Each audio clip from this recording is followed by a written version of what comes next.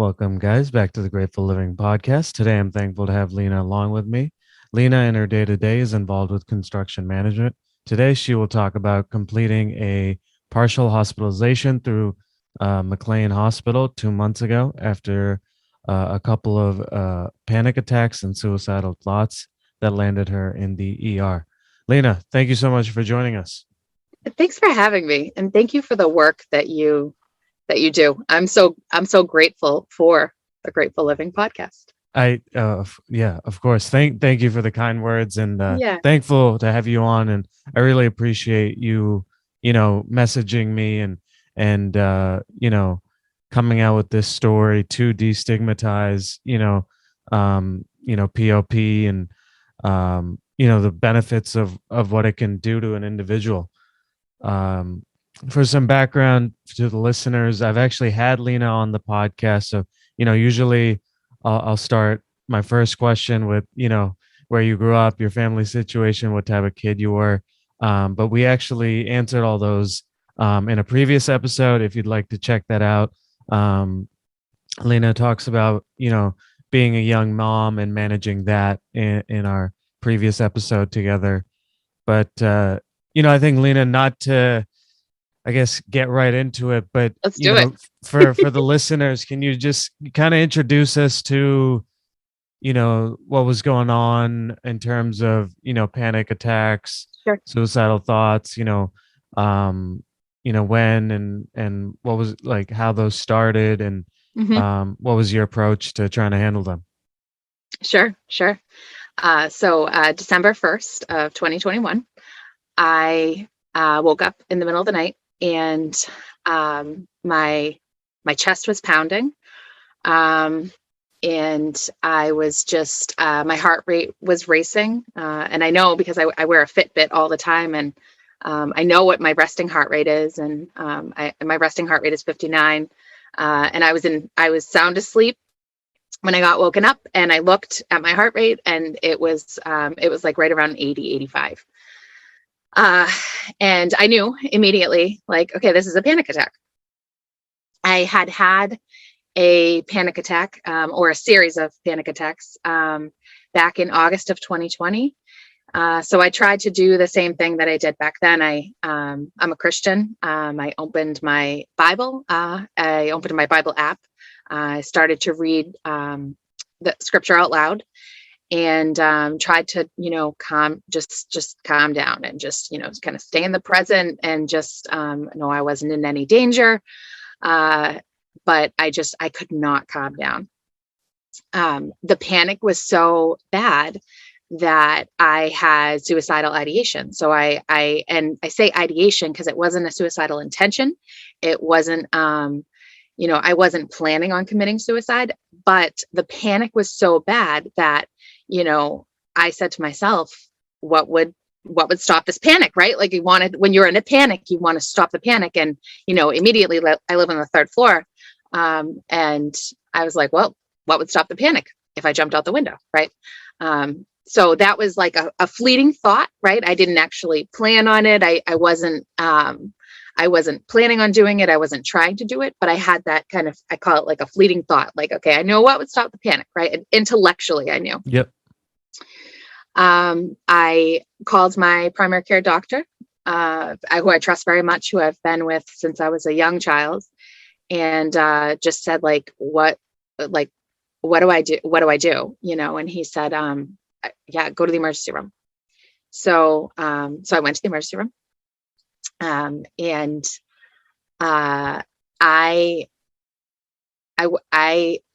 they question you, when you get there, kind of like, what's going on? I told them what was going on. They asked the question of, have you had any thoughts of hurting yourself? So I told them. I told them about the fleeting thought of, jumping out the window, and I wanted to be honest, and that's one of my values, is honesty. Yep. Right. So they hooked me up to an EKG. They kind of like assessed everything. They wanted to confirm that I wasn't having a heart attack. And they confirmed that. And so I went So then I was kind of taken into the emergency room, and they ran a whole bunch of different tests. They did a urine screen and screened me for, I laugh about it now. I've been sober for some time, right? But they screened me for, 15 different types of drugs. Yep. And they hooked me up to a bunch of different machines. They did a chest x-ray, again, just to confirm that, everything was okay. And everything was okay. And during that time, I continued to have panic attacks while I was there. So from about December 1st, around like 11:55 p.m., up until I'd say about 4 a.m. on December 2nd, I had, multiple extreme panic attacks. And I knew like something needed to change, right? I didn't know what exactly, but I knew something needed to change. So they, at the end of that, they gave me an Ativan to help me, calm down. At that point, I had already started to calm down, but I did take it. It was just 1 milligram of Ativan. And then I went home. So as soon as I got home, I reached out to my job and I told them I was going to need some time off. I wasn't sure what that was going to look like or anything, but I knew I needed to focus on my mental health. So over the course of the next few days, I had a follow up with my primary care physician. I emailed about 30 counselors through Psychology Today, which is my favorite website to use when looking for therapists, because you can filter down, a bunch of different things, including your insurance. For me, I wanted a Christian therapist.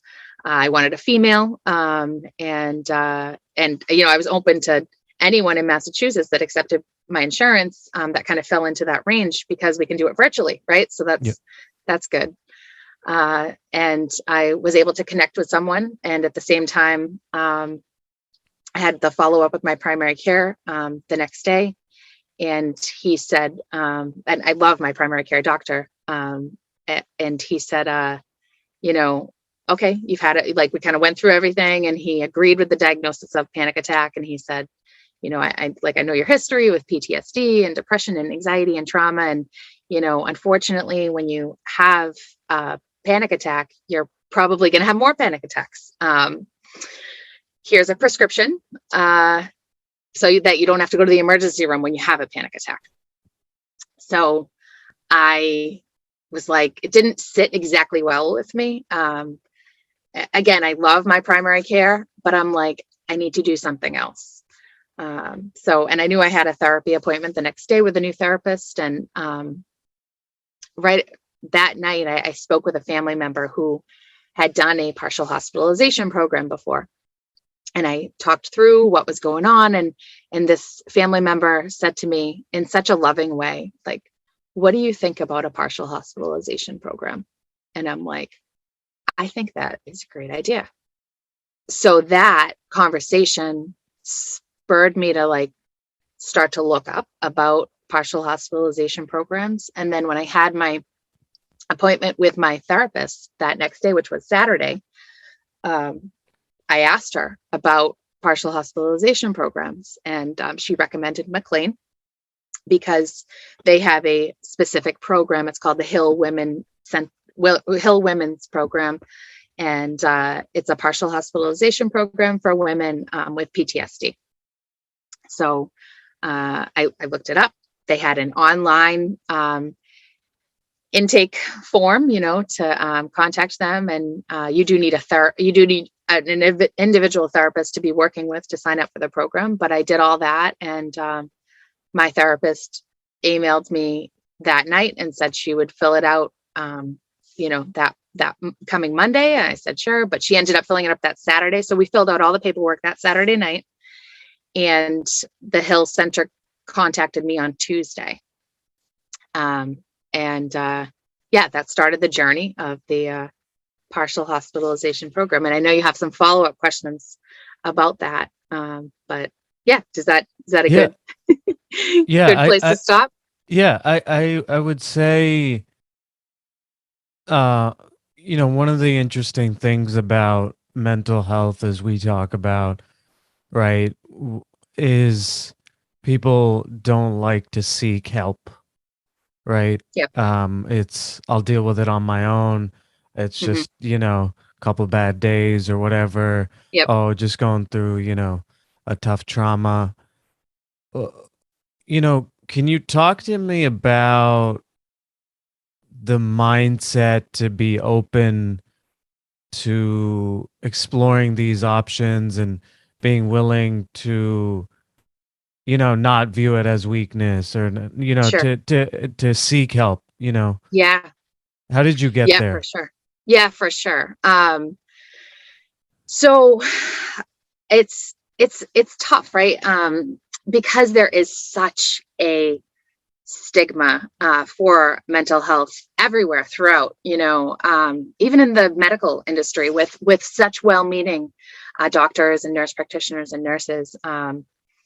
It is it is hard to like for me it took like the internal realization, and for me it was God speaking to me saying like you need to do more. You need to like, I'm going to show you. He said to me, I'm going to show you like what you need to do.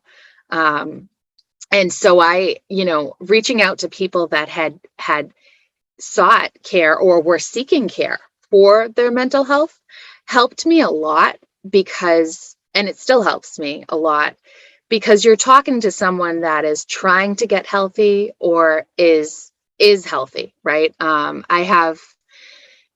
I think that it's important to not always put on like I try to like take the mask off, right? And be like, I'm not always okay. Like, although, yes, I'm smiling. For me, that's like a coping mechanism.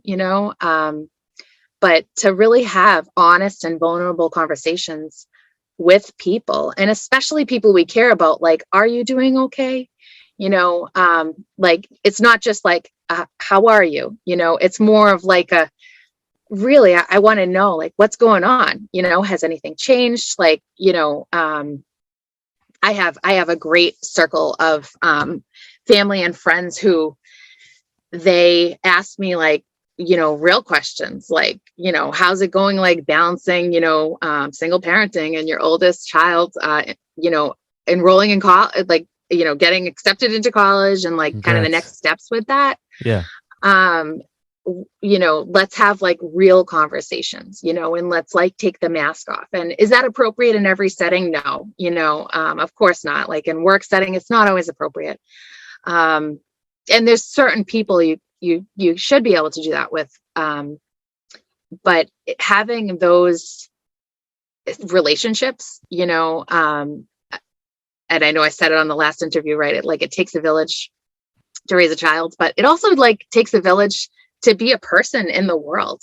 Like I have my village that I like rely on, and really like when I'm having a tough time, I'm like calling them, texting and talking about what's going on. So I think having those supportive people, family and friends,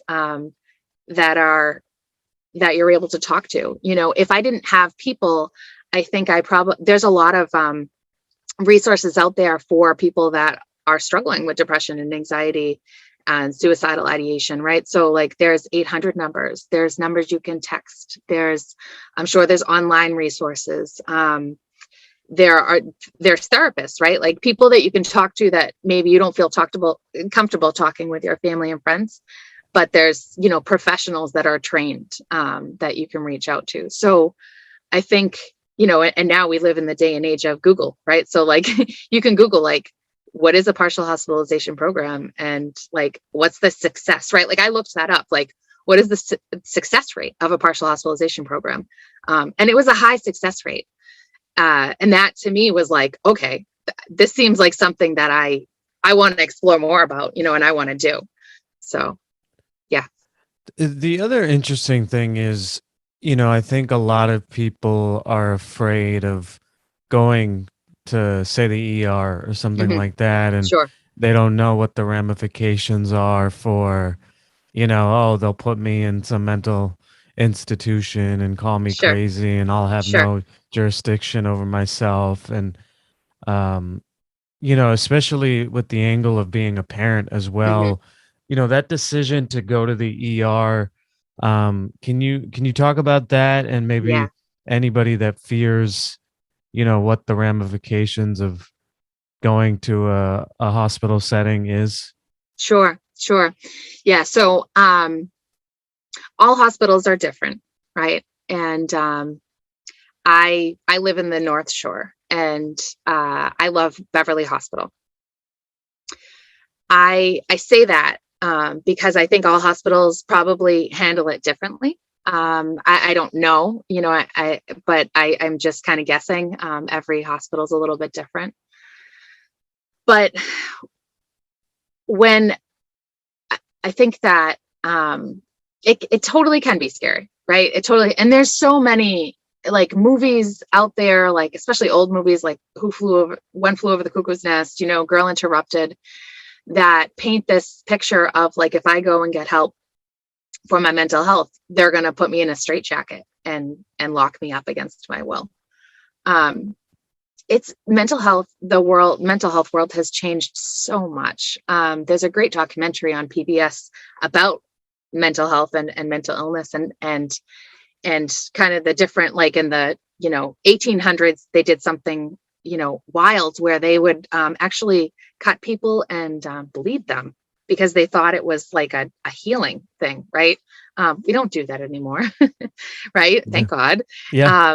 And then in the early 1900s they had these asylums, right? And very different from what it is today, right?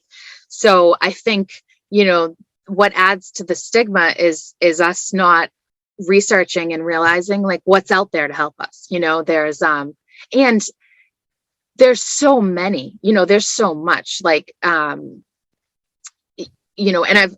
I've done this approach before. It's like, okay, one thing you can do is you can see like a nutritionist or like a holistic type of a practice, and they have supplements that you can take that help with depression and anxiety. And I've done that. And if that works for you, and it worked for me for a little while, like that's great, because that's taking a step in the right direction, right?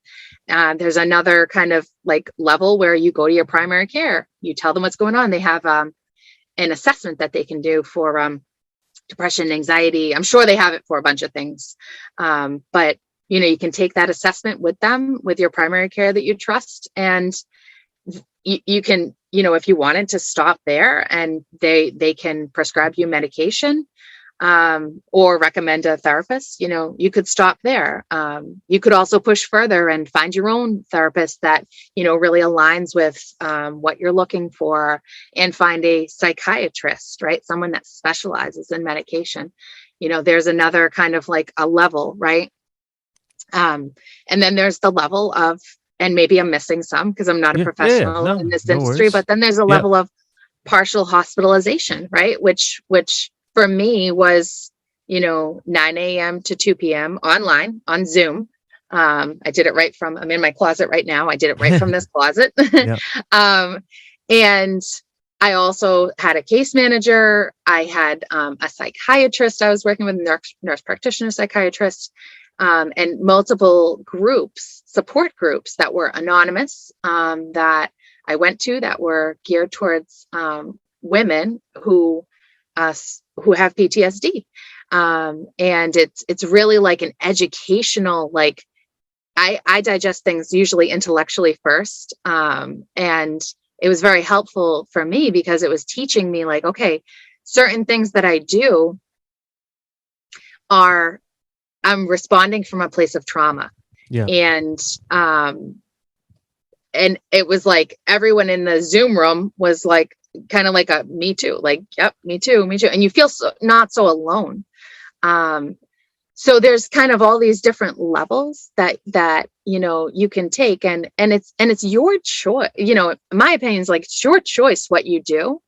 Maybe I say that a little easier because I'm a single parent, a single woman, so I don't have a spouse or a significant other pushing me to do something like that. Mm. It's like it was like I don't want to wake up in the middle of the night and have a panic attack and possibly take my life. You know, that is not something that I know that that's not okay for me, and I'm like, and I don't want to get there again.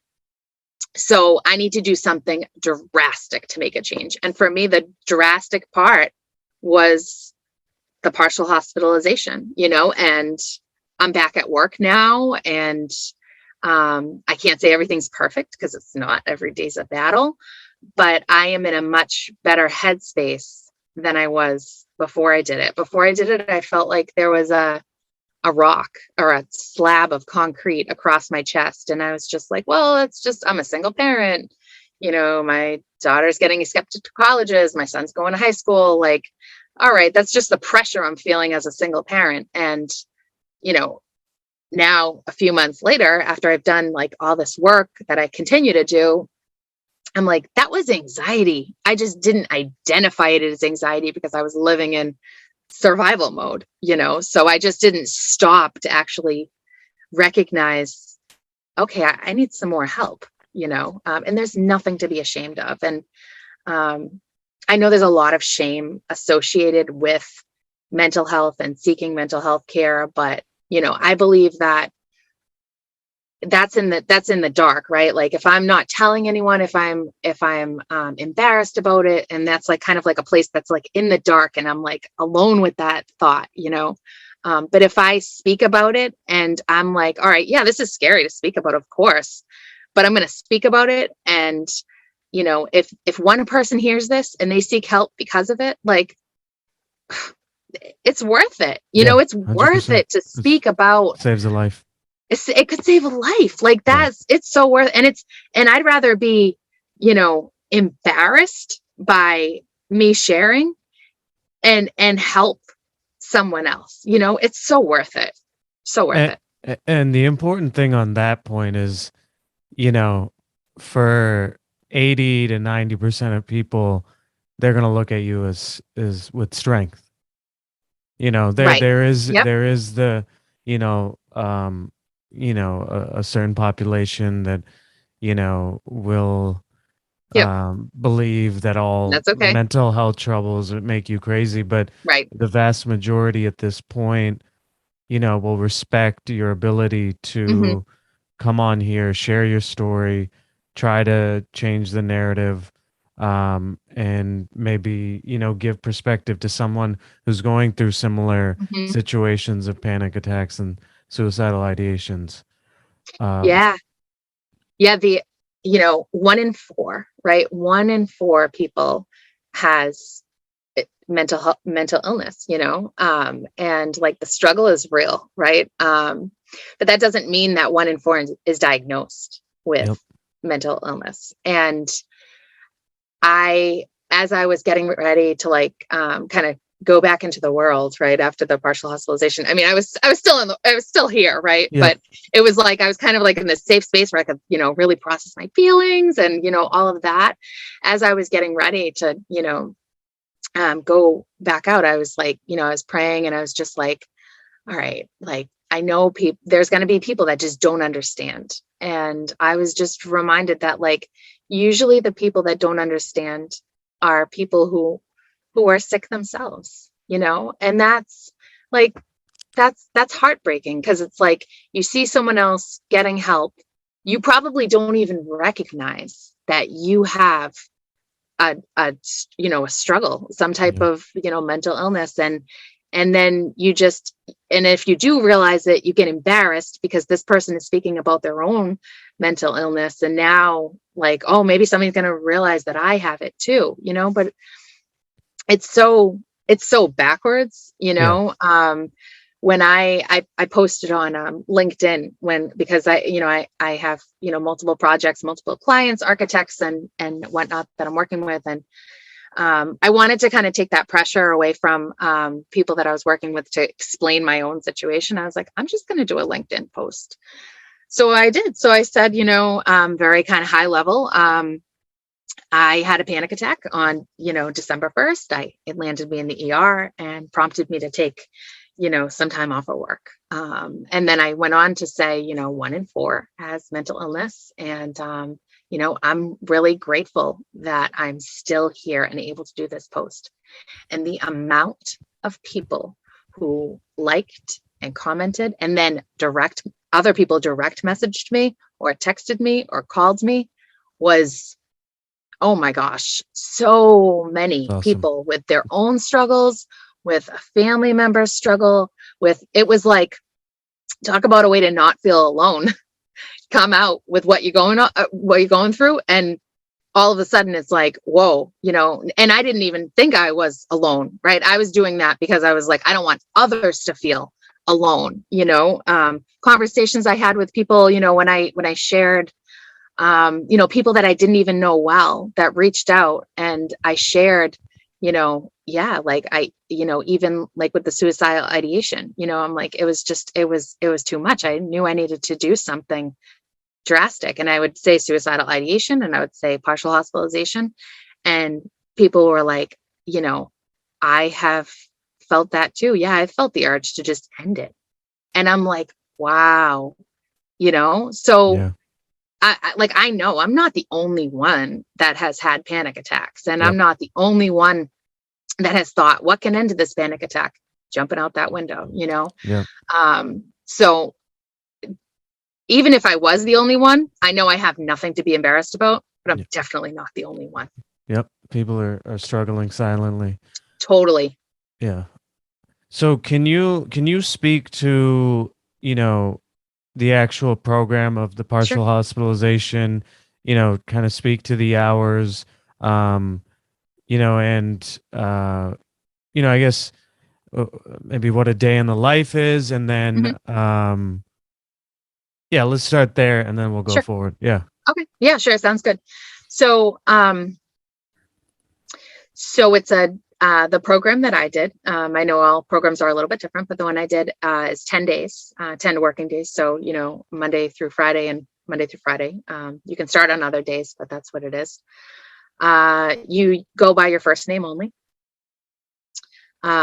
You have a case manager who you meet with, I think maybe like 4 or 5 times throughout the 10 days. It's 9 a.m. to 2 p.m., but it's like 45-minute kind of thing. So you have like a 15-minute break in between each session. So it's like 9 to 9:45. Then you have like a 10 or 15-minute break. Then you start the next session at 10 o'clock, and you have a lunch in between. And they went remote because of COVID, but it really worked well for me because I wouldn't be able to drive. I still dropped my kids off at school and picked them up most days. Yep. And I wouldn't have been able to drive to, their location. Yep. So the sessions are a mix of individually with your case manager, who acts almost kind of like a therapist, but also to really oversee your care, and with your this program had nurse practitioners who were specialized in psychiatry. There you can talk about anything. It's like just you and that person, and there's the trust there. And but in the group setting, again, you only use your first name, and they ask you to not speak about your specific trauma because it could be triggering to other members of the group. So that was very helpful because it allows you to connect with people, but also not to overshare, and not to then feel, like really embarrassed about sharing something too personal. So they have guidelines that they put up, on the screen before each session. Everyone needs to, no eating and drinking, no sharing of specific trauma. You have to have your camera on, properly dressed, things like that. So, and I'm a rule follower. So guidelines, I love guidelines because I'm Yeah. like, all right, I'm a rule follower. This is great. Yeah. So some of the sessions are just very educational, and it's literally, they have 10 sessions on trauma like responses. So I'll give you an example. So I lived in survival mode, my entire life, right? Especially up until December. And for me, survival mode was, I got to get it all done. I got to take care of all of it myself. If I don't take care of it, then like, who the heck's going to take care of it? Because there's nobody else. Like, even when I'm sick, I'm still, working or taking my kids around and doing all that stuff, right? As required to take care of everything, right? But and kind of like not really ever like stopping in an appropriate way to rest, so that is actually a trauma response, right? I'm a survivor of trauma, and that is that's a very normal way that trauma survivors respond to things. A very long list to get things done, and going down that list and checking them, checking all the things off. That's a trauma response. Not to say that everybody does that, has experienced trauma, but that was, applicable to pretty much every person in that group, including myself. Let's see. Yeah. So just things like that. It was very helpful to realize, like, okay, these things that maybe in the moment I feel good about, is really stressing me out really bad. Not processing negative emotions. I am a happy person. I do smile a lot, but I do have negative emotions, and to just stuff those emotions down, anger, sadness, disappointment, it's not healthy to stuff our emotions down. Like, we need to process our emotions. And I wasn't, I was processing happy emotions, but I wasn't processing the sad emotions, the sad or the angry and the negative emotions. So to learn that was another whole days of sessions spread out, processing emotions, especially negative ones. Because again, it's a common thing for a trauma survivor to not process their emotions. So yeah, things like that. Again, I processed things like intellectually first. It was very helpful from the educational aspect. There were also just groups where we just talked. They kind of gave us a few topics and we talked through them. And that was really helpful. Yeah, just everything about it changed, so many ways that I do things. And it's just really kind of like opened even more the doors of just, how to live healthy, how to live in a healthy, because I've always been like pretty physically healthy. I work out, I eat really healthy, I try to get enough sleep. So it's like physical health, right? On more of just like a scale of like, we have a place to live, and our fridge is full, myself and my kids have clothes and a car, and, they go to school and I work, and it's like, that's good. That's always, always been pretty good. But when, I'm ignoring or not processing a big part of myself, which is my mental health, that's not healthy. I'm not living in a healthy way. So I like to think of it like, just trying to be healthy in all ways, because I can go to the gym and eat healthy, but like if inside I'm not processing my emotions, I'm not really living as a healthy person, Yeah. Maybe you answered this in that, but if there's one like major benefit in doing the program, Mhm. like the major difference, before and then after that 10 days, does something come to mind? Yes. I am a major multitasker. And during the program, I realized there was one morning, maybe it was like the second day of the program, and I was making my coffee. And the washer and dryer is, the laundry room is right next to the kitchen. So I'm making my coffee and I turn and I see a load of laundry that could be put in. And I'm like, and then I look back at the coffee, and then I look back at the washer and dryer, and I'm like, I'm going to make a choice. I am not going to put the laundry in the washer. Mm, And that was a big thing for me mm, because I made the decision that I'm going to take my coffee and I'm going to go to the couch and I'm going to sit down and drink my coffee and I'm going to move slowly.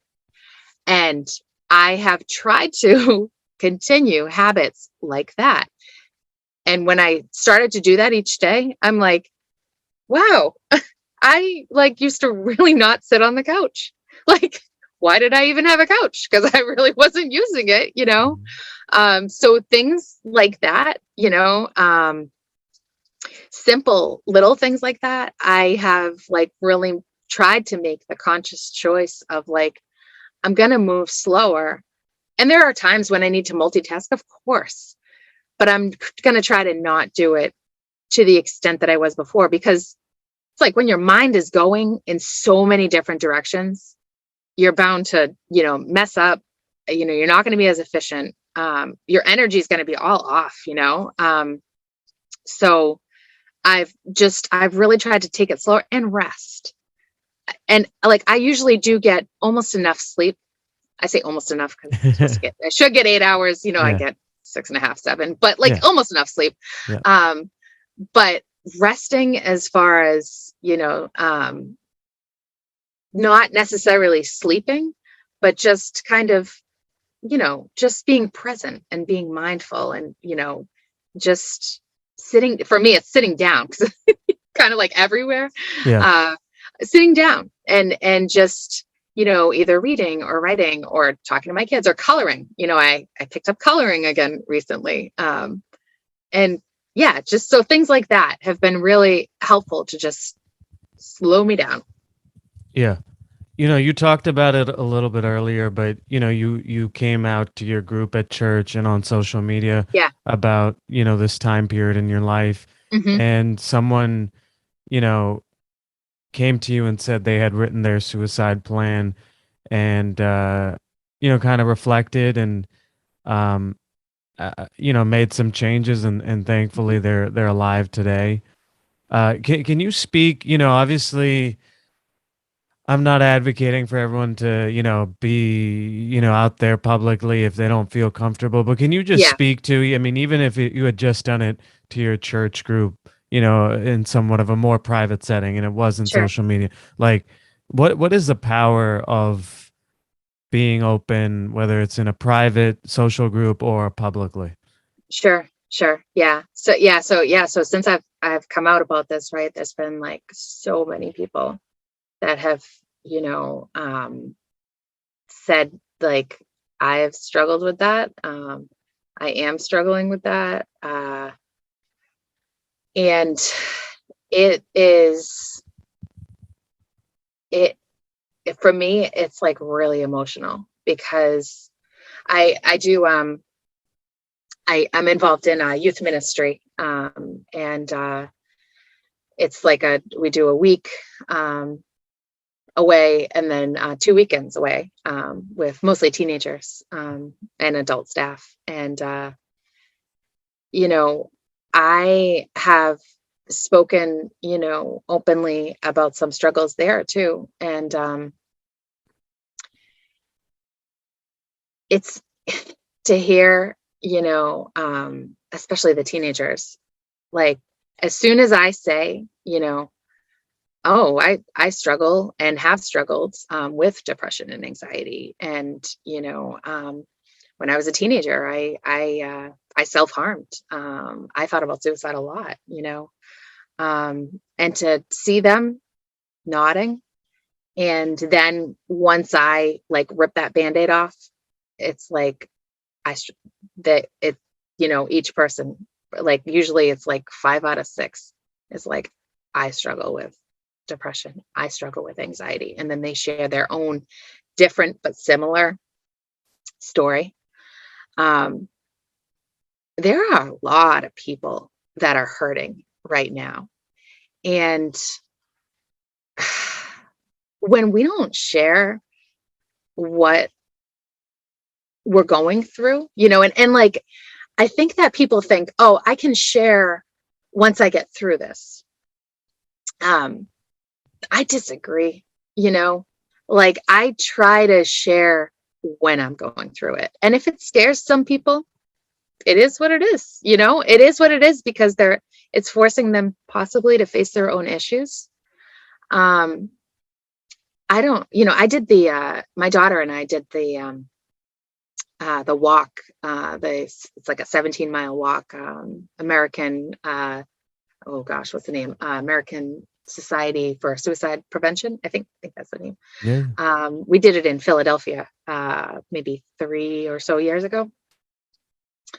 And the number of people that have taken their lives, I mean, like a lot of people write on the back of the shirts, either the name of the person they're walking for, or if it's their own struggle, right? Like I was walking because it was my own struggle. And I've had, I know people who have also taken their own lives.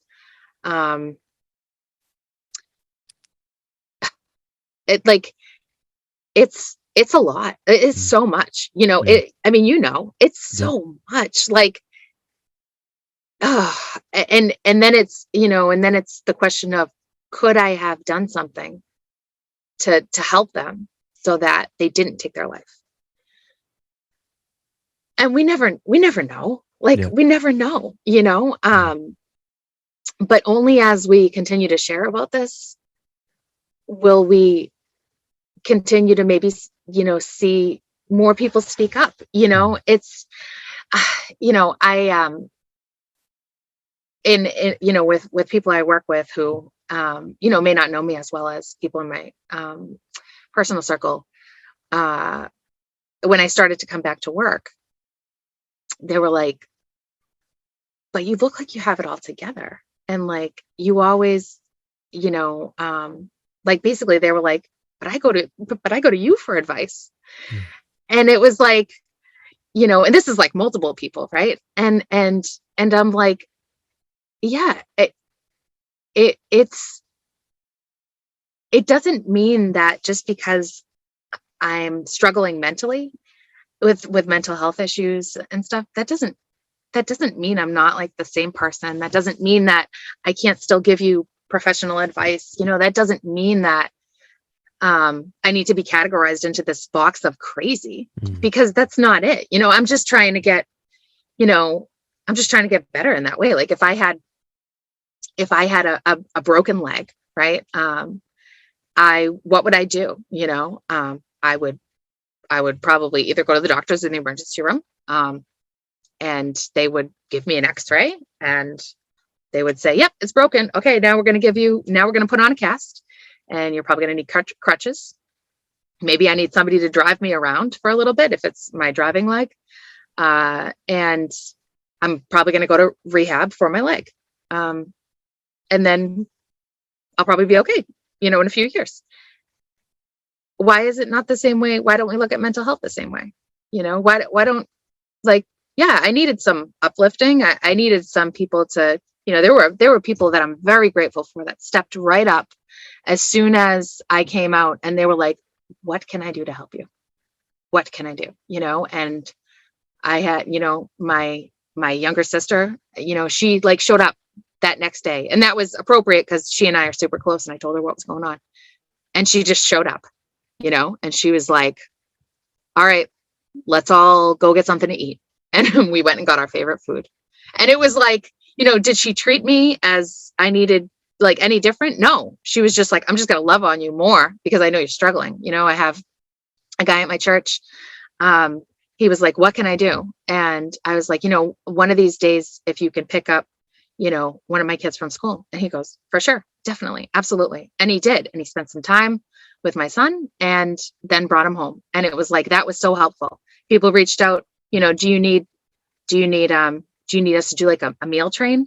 And I'm like, that's so thoughtful. Thank you. But actually I like cooking, and it's a good activity for me. So like, that was like, I so appreciate you guys reaching out, but actually I like doing that.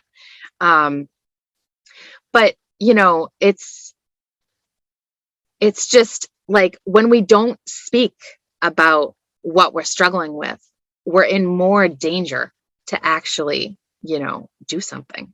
Because like when we get, I could rationalize, jumping out the window. Like if I wasn't talking to anybody and I was just like keeping that aside and I had the panic attack and I just pretended it didn't happen, or I just didn't tell anybody, and I just, the next night woke up, had a panic attack again, the next night woke up, had a panic attack again.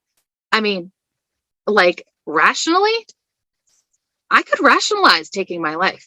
I mean, whoever hears this, I'm sorry that that's like so raw, but like I could, but because I speak out about it, I spoke out about it. I got the help that I needed and continuing to get help that I need. Right. So many people know that I I can't rationalize that anymore because there's so many people speaking life into my life, into my life, and I'm speaking about it so much that it's like, I can't rationalize that, but yeah. You made a good point there that, in terms of the parents out there that are, that might be struggling, right? Mm, There are a lot of parents that commit suicide yeah. each year as well. Is there something that you could say to them in terms of it's appropriate to seek help and it's appropriate to, you know, take care of yourself? Hmm. Hmm. Yeah. Yes, for sure. That saying, it's like, well, actually, it's what they tell you on the plane each time, right?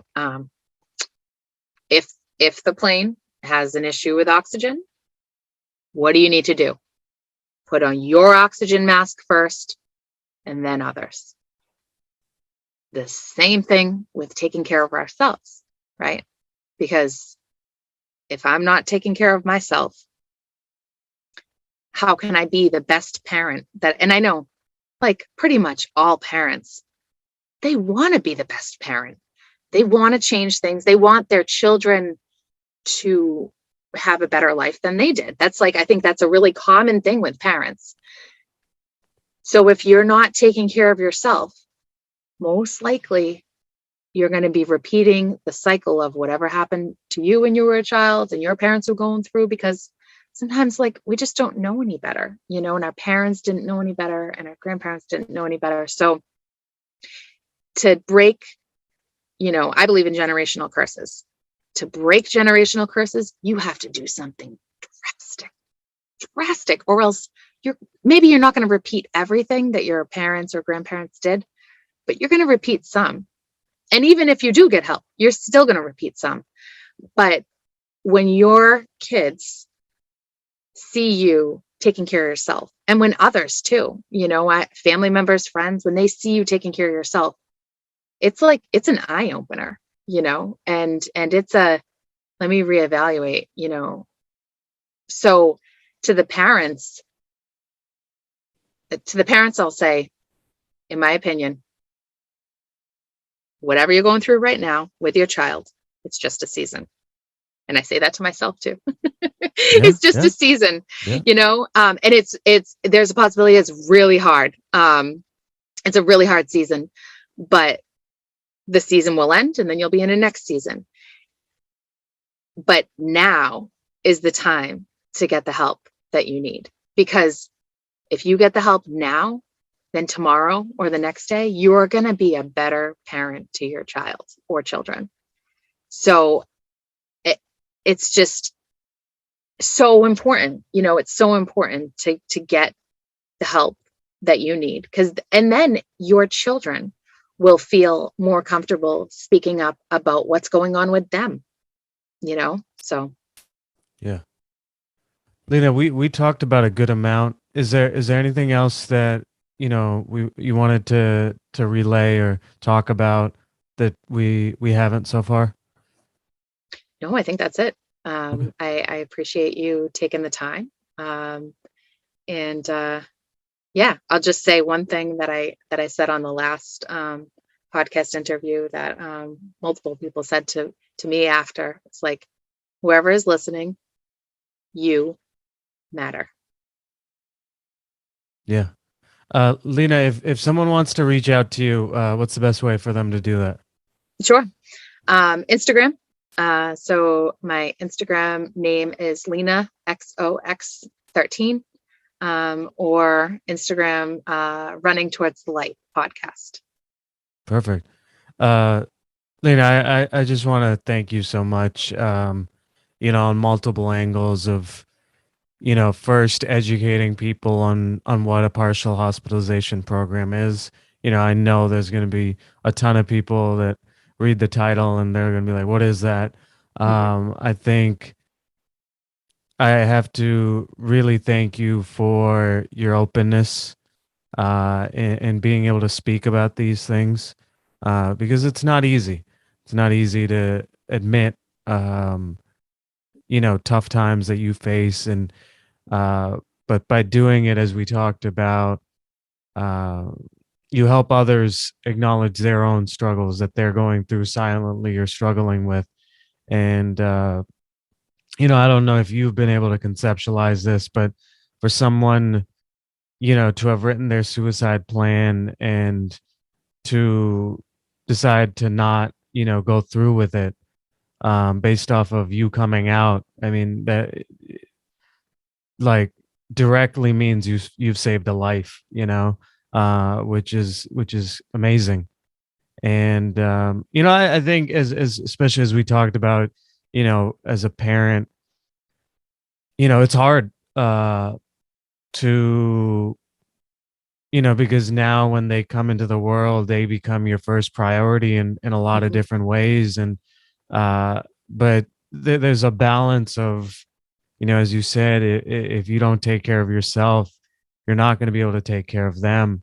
Mm-hmm. And so, creating that balance of when it is, that they'll get number one, and when it is you'll get number one priority, and even just being a role model for them about taking care of yourself. The two of them can look at you and say, my mom always took care of herself, when she knew she needed to get help. And just thank you for destigmatizing, the ER process, the therapy process, the partial hospitalization process. I don't want to reveal the person's identity, but there's a person I know, um, who committed suicide, or who died by suicide, and doctors really think it was a panic attack Mm-hmm. that he couldn't control, because one of the interesting things is, you know the person had made plans for that week to visit doctors, Mm-hmm. and recognized that, you know their mental health wasn't good, and for them to have taken those steps, on the morning of that day or whatever, to schedule appointments, and then, in the evening, to make a different decision. um all signs kind of point to panic attack. Yeah. And as we talked about, it's a, obviously I'm not a psychologist, but it is a psychological, Right. fight or flight state, um Yeah. where your brain is not necessarily acting the most rationally or stress free. Mm-hmm. So coming out with stuff like this is, again, could save another life of someone out there who, as you said, is struggling with panic attacks, but is kind of not acknowledging them, Mm-hmm. and just dealing with it on their own, because that's, as tough as we think we are, Yeah. especially panic attacks are Mm-hmm. not necessarily things that you can physically or mentally control your body's reaction. So definitely recommend to anybody out there to get the help that they need. Um, yeah. Thank you again, Lena. Yeah. Thanks.